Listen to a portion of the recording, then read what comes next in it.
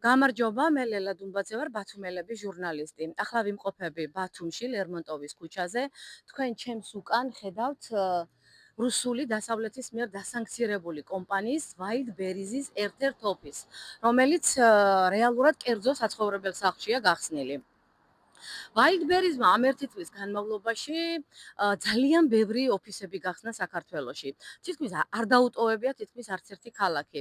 ბათუმში სადღაც 20-მდე ოფისი დავითვალეთ ჩვენ, თბილისში გაცილებით მეტი აქვს, ცხადია, 100-მდე ოფისი აქვს გახსნილი და ისეთ პატარა ქალაქებშიც კი აქვს გახსნილი, როგორიცაა მარნეული ფოთი, სენაკი და ასე შემდეგ. ეს იმას ნიშნავს, რომ Wildberries-ი საკმაოდ ძლიერად არის ფეხმოკიდებული ჩვენს ქვეყანაში. ჩვენ ამ დღეებში აღმოვაჩინეთ ისიც, რომ ბათუმის მუნიციპალურ ავტობუსებზე ამ კომპანიას უყიდია ფართი და თქვენ აუცილებლად თუ კი ბათუმში იქნებით, შენიშნავთ ქალაქის ავტობუსებს, რომელზეც განთავსებულია ძალიან დიდი ბანერები Wildberries-ის.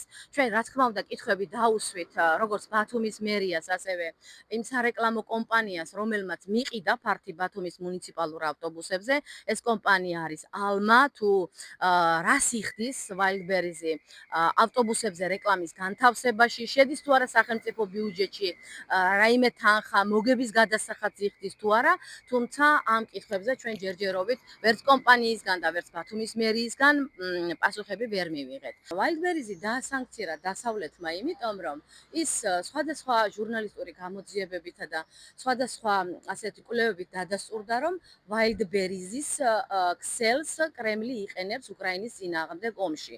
თქვენ იცით, რომ ამ ქსელის მეშვეობით იყიდება დრონები, ტექნიკური აღჭურვილობა, ტაქტიკური ტანსაცმელი, კავშირგაბმულობის საშუალებები და სწორედ აი ამ ქსელს იყენებს კრემლი იმისათვის, რომ მიიღოს ომისთვის საჭირო საშუალებები. ბუნებრივია, ჩნდება კითხვები, რომ მაშინ როცა დასავლეთმა ეს კომპანია დაასანქცირა და უკრაინული დრონების სამიზნეა მთელი ამ კვირის განმავლობაში, საქართველოში როგორ ძლიერდება ეს კომპანია, როგორ ხსნის ამდენ ოფისს, როგორც ჩანს ძალიან კომფორტული გარემოა მათთვის აქ შექმნილი. არ ვიცით ჩვენ Wildberries-ი ამ ქვეყანაში ზუსტად რას საქმიანობს,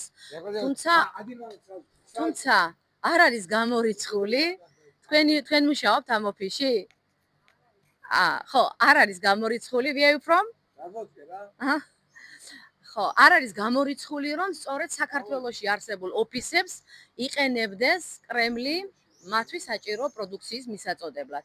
და სწორედ ამაზე საუბრობენ ექსპერტები, რომ დასანქცირებული რუსული კომპანიის არსებობა ოკუპირებულ სახელმწიფოში ბუნებრივი არ არის სასურველი და არის საფრთხის შემცველი. ამასთან დაკავშირებით ჩვენ არ მოგვისმენია ოფიციალური პირების, მმართველი პარტიის წარმომადგენლების პოზიცია, რომ რატომ ფართოვდება ასე ამ ქვეყანაში ეს კომპანია, რა ტიპის ხელშეწყობა აქვთ მათ, იხდიან თუ არა ისინი გადასახადებს, თუმცა ნახოთ, დაველოდოთ, როგორ განვითარდება პროცესები.